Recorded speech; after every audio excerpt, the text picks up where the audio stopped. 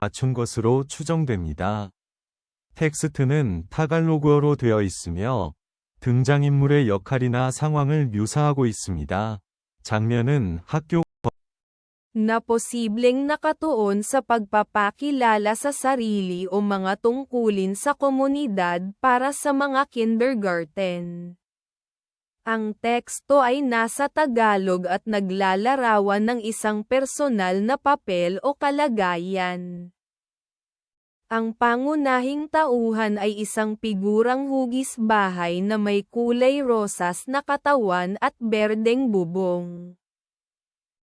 Ang eksena ay nagaganap sa harap ng isang La scena si svolge davanti a un edificio scolastico. Questa immagine sembra essere un fotogramma tratto da un video didattico di bambini filippini, probabilmente incentrato sull'autopresentazione o sui ruoli comunitari per i bambini dell'asilo. Il testo è in Tagalog e descrive un ruolo o una situazione personale. La scena si svolge davanti a un edificio scolastico. Questa immagine sembra